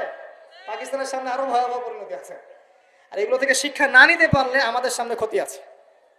এগুলো বলবেই বাকে, বোঝাবেই বাকে। আর আল্লাহ পাক আমাদের কথা গ্রহণ করার মানসিকতা দান করুন। কমপক্ষে কথাগুলো শুনে একটু যাচাই করার তৌফিক আল্লাহ দান করুন। যাচাই করার পর যদি দেখা যায় যে হ্যাঁ ঠিকই বলেছে ছেলেটা, বা কিছুটা হলেও ঠিক বলেছে, ওইটুকু অন্তত গ্রহণ করার তৌফিক আল্লাহ দান করুন। একবারে যদি নেগলেক্ট করে রাত দূর এইসব কথা শোনারই দরকার নাই, তাহলে তার কিছু হইল না। সমস্যা নাই, আমাদের কাজ কি? ফাযাক্কির ইন্নামা আনতা মুযাক্কির। আল্লাহ পাক আল্লাহর দ্বীনের দায়ীদের দায়িত্ব দিয়েছেন, তোমরা উপদেশ দিবে, তোমরা শুধু উপদেশদাতা। লাস্তা আলাইহিম বিমুসাইতির, কারো প্রতি তোমরা দারোগা নাও, চাপ দিয়ে মানাতে হবে এই দায়িত্ব তোমাকে দেওয়া হয় না। জাস্ট বলে দিয়ে চলে আসে সামনে। ফাযাক্কির ইন্নাফাআতিয যিকরা, তুমি উপদেশ দিবে হে নবী। সায়াযাক্কারু মান ইয়াখশা, যে উপদেশ গ্রহণ করবে সে শীঘ্রই গ্রহণ করবে, যে আল্লাহকে ভয় করে সে শীঘ্রই উপদেশ গ্রহণ করবে ইনশাআল্লাহ। প্রিয় ভাইরা, তো এখনকার চলমান বিশ্বের ইকোনমিটা হচ্ছে সুদ ভিত্তিক। এই কারণেই ইকোনমিক সমস্যাগুলো, মন্দাগুলা, স্যাংশনগুলা, করাপশনগুলো, এগুলো সুযোগ থেকে যায়। আদারওয়াইজ ইসলামিক ইকোনমিক সিস্টেম পরিপূর্ণরূপে থাকলে এই সমস্যাগুলো হতো না। রমজান মাসে ওয়াদা নাম্বার 5, কয়টা ওয়াদা করছেন এই পর্যন্ত ভাই? 4টা। ওয়াদা নাম্বার 5 হচ্ছে রমজান মাসে যার যার জাকাত ফরজ হয়, জাকাত অবশ্যই জাকাত আদায় করে দিবেন ইনশাআল্লাহ। করবেন কি না? আপনারা কি মনে করেন যে নামাজই খালি ফরজ, জাকাত ফরজ না? জাকাত ফরজ না? যে কেউ যদি মনে করে নামাজ ফরজ, জাকাত ফরজ না, সে ব্যক্তি কাফের। হ্যাঁ, আমার ফতোয়া না, যে কোনো আলেমকে জিজ্ঞাসা করেন না, যে কোনো মাযহাবের আলেমকে জিজ্ঞাসা করেন, যে কোনো মাযহাবে। মান ফাররাকা বাইনা সলাতি ওয়াজ যাকাত, যে ব্যক্তি সালাত এবং যাকাতের মধ্যে পার্থক্য করে সে ব্যক্তি মুসলিম মিল্লাত থেকে খারিজ হয়ে যাবে। আবু বকর সিদ্দিক রাদিয়াল্লাহু আনহুর যুগে কিছু মানুষ যাকাত দিত না, দিতে চায় নাই। আবু বকর সিদ্দিকের মতো নরম মানুষ না কোনো নরম মানুষ, নামাজে দাঁড়ালেই ঝরঝর করে কান্না শুরু করেন, নরম মনের মানুষ, তিনি যাকাত অস্বীকারীদের বিরুদ্ধে যুদ্ধ করলেন। ইতিহাস পড়ে দেখেন। তারপরে তারা ভয়ে যাকাত দেওয়া শুরু করল। একজনের বিরুদ্ধে অ্যাকশন নেওয়া হয়েছে, বাকিরা ভয়ে যাকাত দেওয়া শুরু করেছে। রাষ্ট্রীয় কোষাগার সমৃদ্ধ হলো। মুসলিমরা কি ওই সময় সুদের মধ্য দিয়ে রাষ্ট্রীয় কোষাগার বৃদ্ধি করতো? যাকাত ছিল, গনিমত ছিল, সাদাকা ছিল, ব্যবসা ছিল, কৃষি ছিল, এইগুলোর মধ্য দিয়ে তারা সমৃদ্ধ হতো। আর এই সমৃদ্ধি দিয়ে আমরা প্রায় 1200 বছর বিশ্ব শাসন করেছি। কত বছর? 1200 বছর আমরা বিশ্ব শাসন করেছি।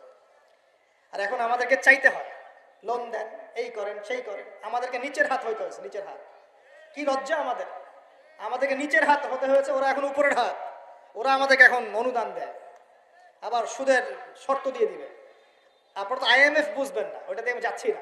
এমন কিছু শর্ত দিবে যেটা রাষ্ট্রের গলা দড়ি চিপে রেখে দেবে। এটা যারা এখানে বিজ্ঞ ব্যক্তিত্বরা আছেন তারা বুঝবেন আমার কথা।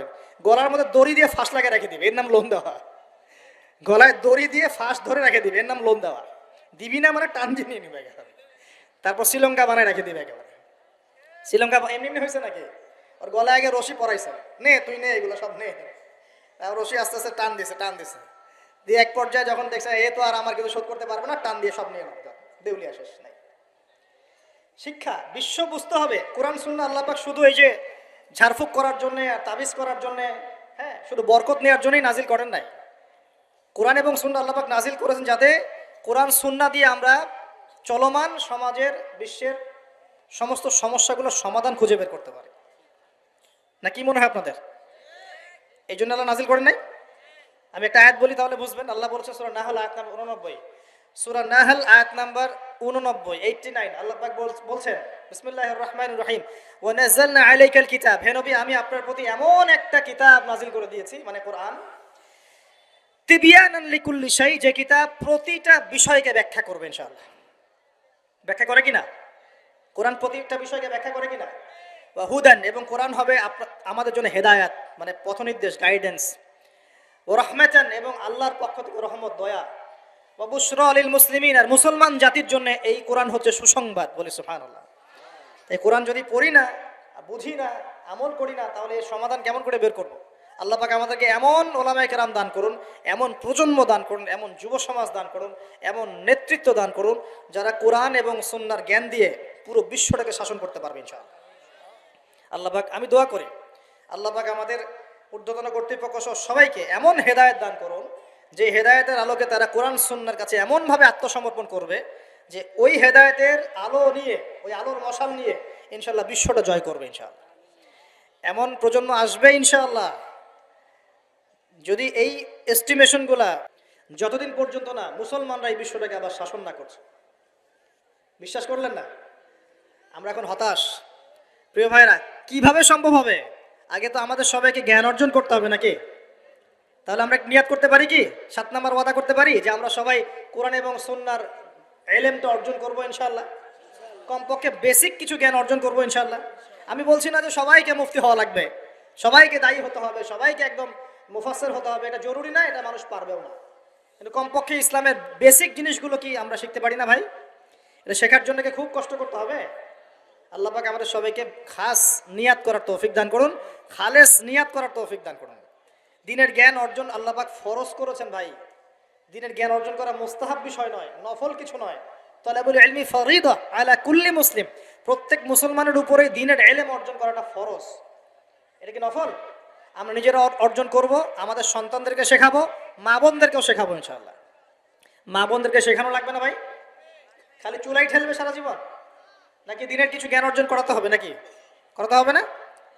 আল্লাহ পাক আমাদের সবাইকে আদর্শ ইসলামিক পরিবার দান করুন বলি আমি। যে কথা বলতে এসেছি একটু গভীরে চলে গেছিলাম। আপনারা যাকাত দিয়েন, রমজান মাসে আল্লাহর ওয়াস্তে যাকাতগুলো দিয়ে দিয়েন, এবং আল্লাহর ওয়াস্তে একটু ওয়াদা করেন আর যাই করেন অর্থনৈতিক জীবনে সুদের সাথে সম্পৃক্ত হবেন না। হবেন? সুদের পাপ কি? নিজের মায়ের সাথে জেনা করা। এই হাদিস কেউ শোনায় নাই ভাই? সুদের পাপের 70টা বা 73টা শাখা আছে। তার সবচেয়ে উঁচুটা আমি বলেছি কোরআন থেকে, আল্লাহ এবং তার রাসূলের সাথে যুদ্ধ করা। সবচেয়ে নিচের পাপটা কি জানেন? সবচেয়ে নিচের পাপ হচ্ছে নিজের মাকে বিয়ে করা। নাউযুবিল্লাহ। নিজের মাকে কেউ বিয়ে করে? এর চাইতেও জঘন্য কাজ হলো সুদ খাওয়া, কারণ সুদের মধ্য দিয়ে মানুষের রক্তকে চুষে খাওয়া হয়। আর মেরাজের রাতে যখন নবী সাল্লাল্লাহু আলাইহি ওয়াসাল্লাম, যে মেরাজের কথা বলছিলাম, তিনি আল্লাহর সাথে সাক্ষাৎ করতে গিয়েছিলেন, তখন জাহান্নামের অনেক আযাব তিনি দেখেছেন। আর কিছু প্রশ্ন করতে পারে মানুষ যে জাহান্নাম কি তাহলে আগে তৈরি হয়ে আছে, আযাব কি এই সেই, এগুলো অ্যান্সার দেওয়ার জন্য আরেকটা লেকচার লাগবে। মনে রাখবেন, সময় এর নিয়ন্ত্রণ আল্লাহর হাতে। আমাদের কাছে অতীত, বর্তমান, ভবিষ্যৎ এই বিষয়গুলো আছে, আমাদের টাইম ফ্রেমের মধ্যে এটা আছে। আল্লাহ পাকের কাছে এইভাবে সময় না যে অতীত একটা, এটা বর্তমান, এটা ভবিষ্যৎ, এমন নয়। সবকিছু আল্লাহর সামনে, সবকিছু। আমরা যেখানে ঘুরি, এই সৌরজগতে আমরা ঘুরছি, এই যে ওয়াজ করছি যখন আমরা, এখনো জমিনটা ঘুরছে কি না? আমাদেরকে নিয়ে পৃথিবী ঘুরছে শূন্যের মধ্যেই। সুবহানাল্লাহ বলেন। আমাদেরকে নিয়ে পৃথিবী এখনো এই মুহূর্তেও শূন্যের মধ্যে ঘুরছে, আসমানে ঘুরছে কি না? আমরা কি টের পাচ্ছি? টের পাচ্ছি না। সূর্য উঠছে, আমাদের কাছে মনে হয় যে একটা দিন আসলো, ডুবলো, একটা রাত হয়ে গেল। যদি আল্লাহ পাক পৃথিবীর ঘোরার গতিটাকে কমায় দেন, তাহলে কি হবে জানেন? দিন রাত লম্বা হয়ে যাবে। বুঝেন না? মনে হয় আল্লাহ পাক যদি এই যে আমরা ঘুরছি মনে করেন এভাবে, আল্লাহ যদি গতিটাকে কমায় দেন, আস্তে আস্তে ঘুরে, তাহলে দিন রাত লম্বা হয়ে যাবে। বিজ্ঞানীরা বলে, এটা বিজ্ঞানীদের কথা, এটা আমার কথা না, বিজ্ঞানীরা বলে তখন আমাদের দাড়ি চুলও নাকি পাকবে না, বয়সও নাকি পারবে না। যাই হোক, ওটা ওদের ওদের থটস, এটা আমাদের থটস না। আলোর বেগে যদি মানুষ মহাবিশ্বে মহাকাশে সফর করতে পারে, আলোর বেগের চেয়ে বেশি বেগে, এখনকার সায়েন্সরা বলে, ওরাই বলে যে মানুষ তখন ফিউচারে চলে যেতে পারে, ভবিষ্যতে যেতে পারে আলোর বেগে যদি সফর করতে পারে। এটা ওদের কথা, আমরা এইসব আলোচনা যাচ্ছি না। বলছি সময়ের নিয়ন্ত্রণ কার হাতে? আল্লাহর হাতে। বারজাখ বলে একটা জগৎ আল্লাহ তৈরি করেছেন। কি নাম? বারজাখ। এই জগৎটা হচ্ছে আমাদের দুনিয়ার জগৎ আর জান্নাত জাহান্নামের যে কিয়ামতের দিন, এর মাঝখানের একটা জায়গা। এখানে ইল্লিন আর সিজ্জিন দুটো স্তর আছে, একটা নাম ইল্লিন, একটা সিজ্জিন। এই দুনিয়ার নেককার মানুষ যারা, তাদের আত্মাগুলোকে আল্লাহ পাক এই যে ইল্লিনে নিয়ে গিয়ে রেখে দেন। আর দুনিয়াতে যারা পাপী পাপাচারী, তাদের আত্মাগুলোকে আল্লাহ পাক সিজ্জিনে রেখে দেন।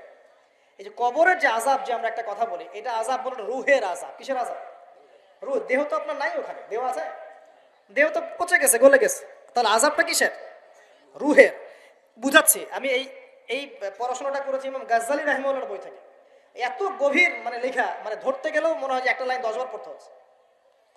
একটা এক্সাম্পল দিয়ে তিনি বুঝাচ্ছেন, এভাবে তিনি বলছেন, এটা একটা উদাহরণ মাত্র, এটাই প্রকৃত ব্যাখ্যা না, একটা উদাহরণ মাত্র।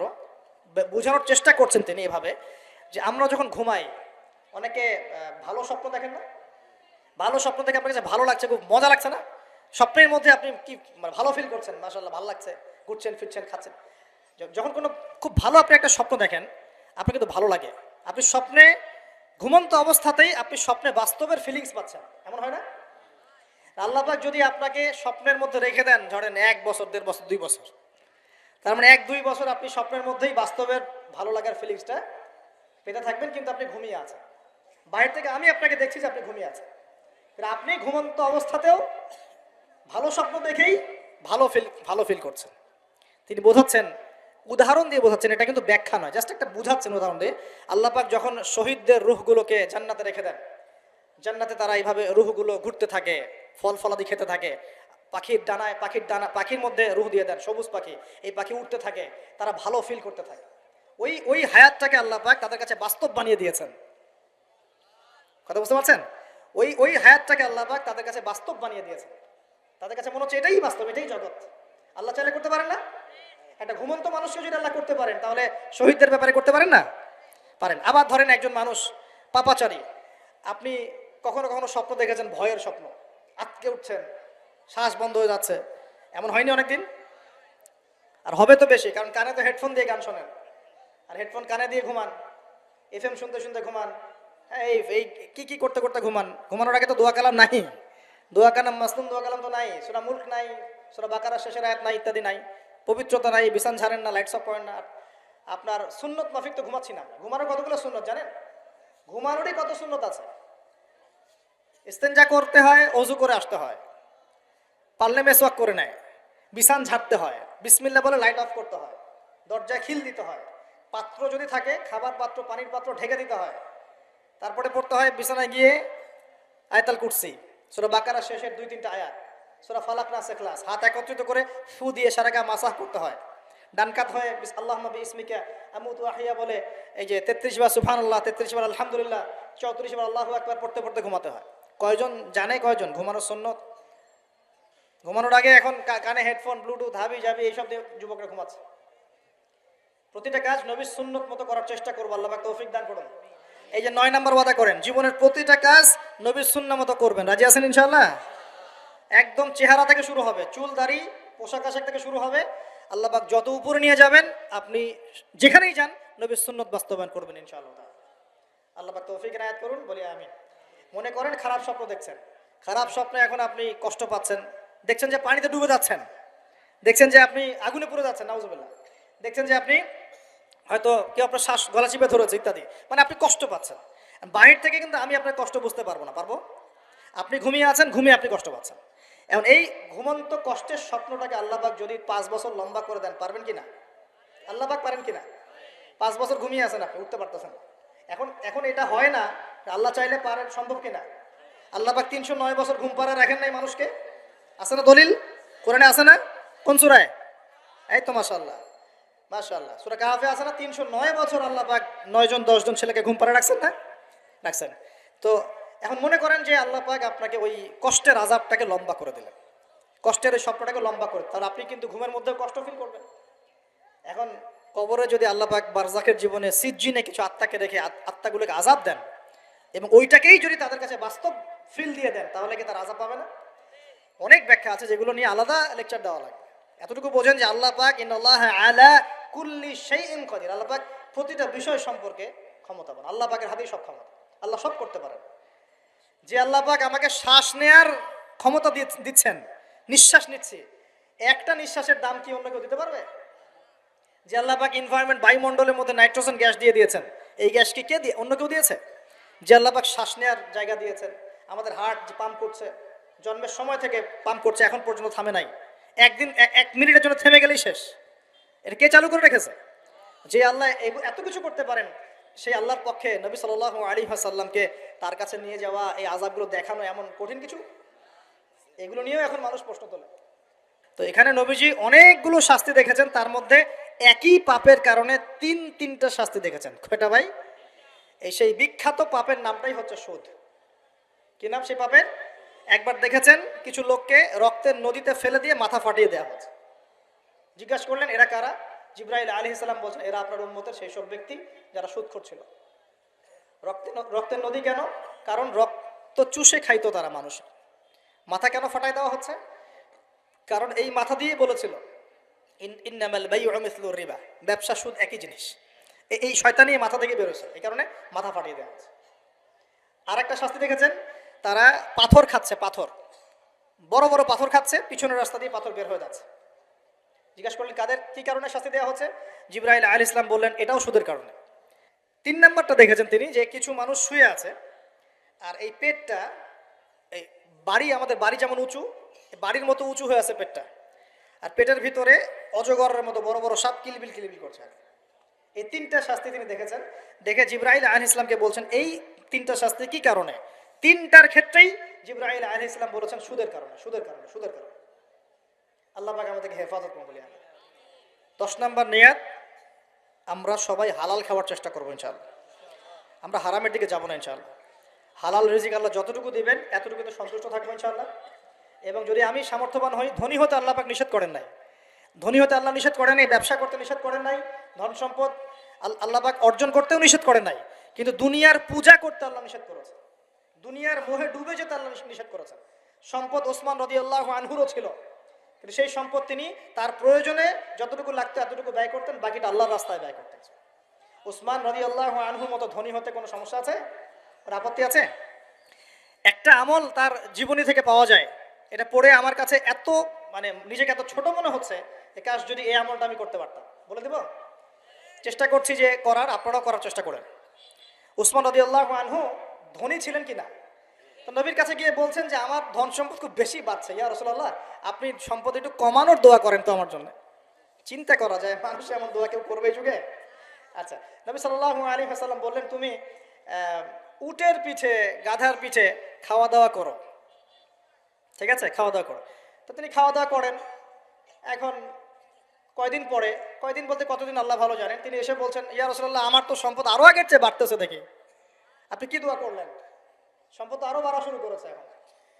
তখন তিনি বলছেন যে তুমি যখন খাও তখন তোমার হাত থেকে যদি খাবার পড়ে যায় তুমি কি করো? তখন তিনি বলেছেন আমি, আমার হাত থেকে খাবার যদি পড়ে যায়, একটা দানাও যদি পড়ে যায়, আমি উটের পিঠ থেকে নেমে সেই খাবারটাকে তুলে পরিষ্কার করে তারপর খাই। উসমান রাদিয়াল্লাহু আনহু এত ধনী মানুষ, তিনি প্রতি বেলায় 100 মানুষকে খাওয়াতে পারেন, কোনো সমস্যা নাই। তিনি একাই তাবুকের যুদ্ধে 30,000 সৈন্যের দায়িত্ব নিয়েছেন। 30,000 সৈন্য 3 মাস যাবে, যাত্রা বিরতি করবে, খাবে দাবে, তাদের ঘোড়া অস্ত্রশস্ত্র সব দায়িত্ব একজন ব্যক্তি বহন করেছেন, ওসমান রাদিয়াল্লাহু আনহু। কত বড় ধনী আপনি চিন্তা করেন। উনার মতো ধনী কোনো পররাষ্ট্রমন্ত্রীও নাই পৃথিবীতে এখন, কোনো বিশ্ব নেতাও নাই উনার মতো ধনী, এখন কেউই নাই। আর উনি কিন্তু তার এই ধন সম্পদ সুদের মধ্য দিয়ে অর্জন করেন নাই, তার ধন সম্পদ দুর্নীতির মধ্য দিয়ে অর্জন করেন নাই, তার ধন সম্পদ তিনি কিন্তু এই যে অন্যের সম্পদ অন্যায়ভাবে দখল করে অর্জন করেন নাই। তিনি সম্পদ অর্জন করেছেন বৈধ পন্থায়, হালাল ব্যবসা করেছেন। ব্যবসা করেছেন নাকি না? এই যে আমল, তো তখন নবীজি বলছেন যে তোমার আমল যদি এমনই হয় তাহলে তোমাকে আল্লাহ পাক সম্পদ দিবে না, কাকে সম্পদ দিবে? মানে তুমি আল্লাহ পাকের যে সম্পদ রিজিকের যে শুকরিয়া আদায় করো, কৃতজ্ঞতা প্রকাশ করো যে আল্লাহ আমাকে ভালোবেসে রিজিকটা দিয়েছেন, আমার হাত থেকে পড়ে গেছে, আমি তুলে খাই। এই যে আল্লাহ পাকের নেয়ামতের প্রতি তোমার যে শ্রদ্ধা, যে সম্মান, এর এর এর শুকরিয়া স্বরূপে আল্লাহ পাক তোমাকে এরকম সচ্ছল বানাই দিচ্ছেন, আর তো কিছু করার নাকি। তো উসমান রাদিয়াল্লাহু আনহুর মতো ধনী হতে কোনো সমস্যা আছে? তিনি কৃপণ ছিলেন না, তিনি আল্লাহ পাকের নেয়ামতের শুকরগুজার ছিলেন। ভুল ব্যাখ্যা নেবেন না, তিনি আল্লাহ পাকের নেয়ামতের শুকরগুজার ছিলেন। আমরা আল্লাহ পাকের নেয়ামতের শুকরিয়া আদায় করবো ইনশাআল্লাহ, এবং যে রিজিক আল্লাহ আমাদেরকে দিয়েছেন এতে সন্তুষ্ট থাকবো ইনশাআল্লাহ, এবং হালালভাবে চলার চেষ্টা করব।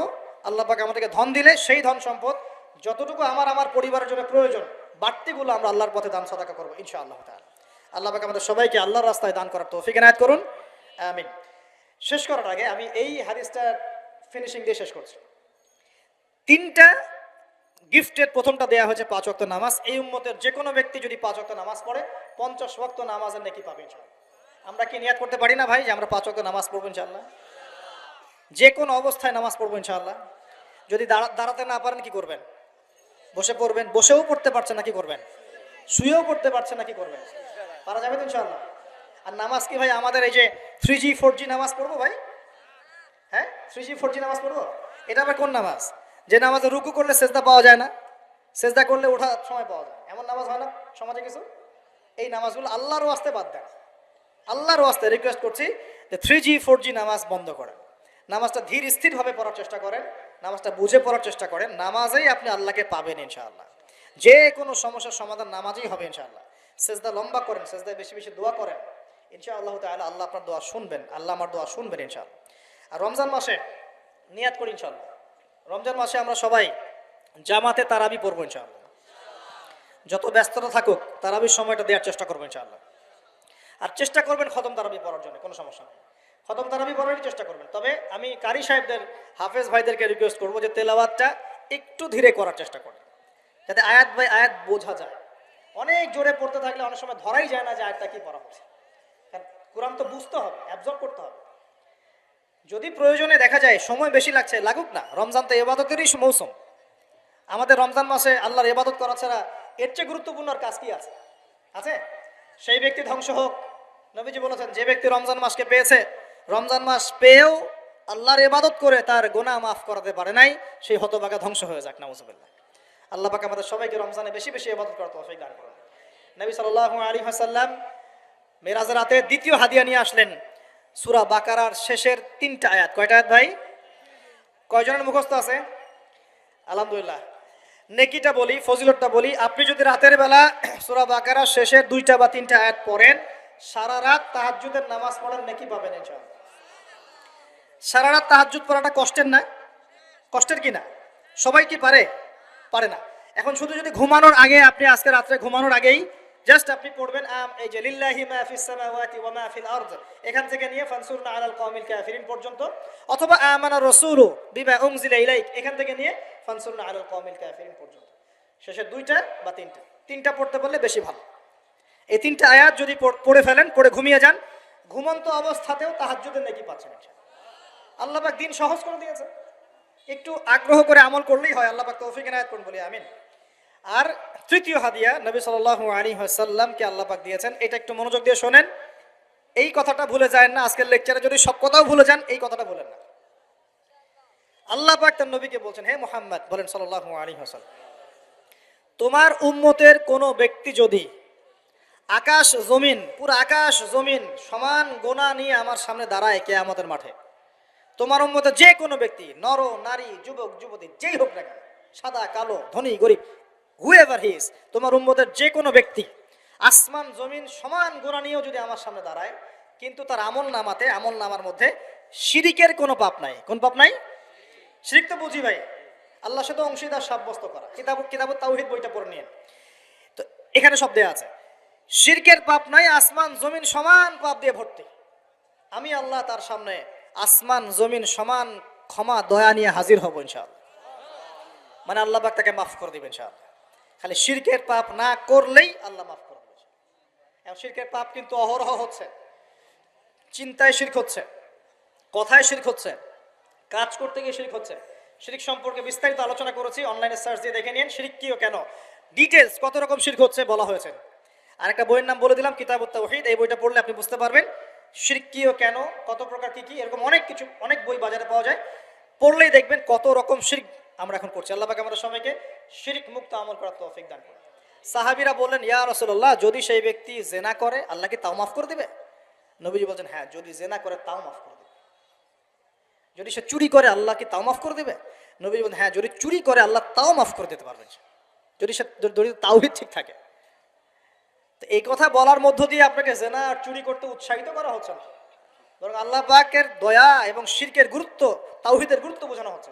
কারণ আল্লাহ পাক শাস্তি দিবেন, মৌতের যন্ত্রণায় শাস্তি হবে, কবরের আযাবে শাস্তি হবে, কিয়ামতের মাঠে মানুষ দাঁড়িয়ে থাকবে, ওখানে শাস্তি, জাহান্নামে কিছুদিন শাস্তি দিয়ে হলেও আল্লাহ পাক একদিন আবার জান্নাতে দিয়ে দিবেন ইনশাআল্লাহ।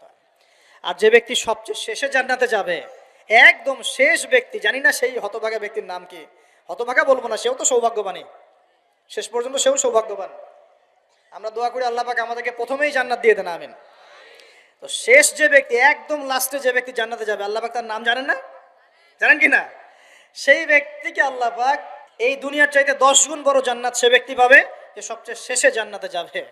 আল্লাহ পাক আমাদের সবাইকে জান্নাতে যাওয়ার জন্য শিরক মুক্ত আমল করার তৌফিক দান করুন। আজকের এই লেকচারে আমরা যে বিষয়গুলো ওয়াদা করেছি, 1 নাম্বার, আমরা সবাই 5 ওয়াক্ত নামাজ পড়বো ইনশাআল্লাহ, কোরআন তেলাওয়াত করা শিখবো ইনশাআল্লাহ। আর ওয়াদা করেছি আমরা সবাই কোরআনের অর্থটা বুঝবো, যারা হাফেজ আছি রমজান মাসে পুরোটা পড়ে শেষ করবো, হারাম খাবো না, সুদের সাথে সম্পৃক্ত হব না, চরিত্র হেফাজত করব, জেনা ব্যভিচারের ধার কাছে যাব না ইনশাআল্লাহ। হ্যাঁ, আমরা বেশি বেশি দরুদ পড়বো, আর সকালে সন্ধ্যায় কমপক্ষে 10 বার করে পড়বো ইনশাআল্লাহ। আমরা আরেকটা ওয়াদা করি, আমাদের পরিবারের মা বোনদেরকে আমরা খাস পর্দায় রাখার চেষ্টা করবো ইনশাআল্লাহ। আর মা বোনদেরকে একটু বুঝিয়ে সুঝিয়ে চলতে হবে, আসলে তাদের ব্যাপারে এগ্রেসিভ কোনো পদক্ষেপ নেই, কোনো লাভ নাই। এই অভিজ্ঞতার আলোকে বলছি, বাসায় স্ত্রী যাদের আছে, যাদের নাই তারা তো মাশাআল্লাহ এখন পর্যন্ত ভালোই আছেন, আর যখন হবে তখনও ভালো থাকবেন, কিন্তু ওই ভালোর মজা একরকম, এই ভালোর মজা আর একরকম, ঠিক আছে? তো মনে রাখবেন যে ধৈর্যের কোনো বিকল্প নাই, ধৈর্য হচ্ছে বড় কোনো গুণ আল্লাহ পাক কাউকে দেন নাই। এগ্রেসিভ হলেই সমস্যা, মনে রাখবেন পরিবার হয়ে গেলেই আপনাকে রেসপন্সিবিলিটি নেওয়া লাগবে, তখন চামড়া হতে হবে গন্ডারের মতো মোটা, কানের পর্দাও গন্ডারের মতো মোটা হইতে হবে, সব কথা শোনাও যাবে না, সব কথা রিয়াক্ট করা যাবে না, ঠিক আছে? সবর সবর। আর নারীদের ব্যাপারে আল্লাহ রসুল বলে দিয়েছেন, একটু বাঁকা হবে, বুঝিয়ে সুঝিয়ে চলতে হবে। সো তাদের ব্যাপারে কঠোর না হয়ে বুঝিয়ে সুঝিয়ে দিনের দিকে নিয়ে আসেন, আমল উৎসাহিত করেন, পর্দা চালু করেন, নিজের পরিবারটাকে ইসলামিক পরিবার বানানোর চেষ্টা করেন। আল্লাহ পাক তৌফিক এনায়েত করুন। এবং সবশেষে আমরা একটা অ্যানাউন্সমেন্ট দিচ্ছি যে আগামী রমজান মাসে অনলাইনে ইনশাআল্লাহ পুরো 1 মাস ব্যাপী আমি কোরআন শিক্ষার কোর্স করাবো ইনশাআল্লাহ তাআলা। এটার পোস্ট ইনশাআল্লাহ কিছুদিনের মধ্যেই অনলাইনে আপনারা দেখতে পারবেন। 20 থেকে 25 দিনের মধ্যেই যারা কোরআন তেলাওয়াত করতে পারেন না, ইনশাআল্লাহ বিশুদ্ধ করে কোরআন তেলাওয়াত করা শিখে যাবেন ইনশাআল্লাহু আযজা ওয়া জাল।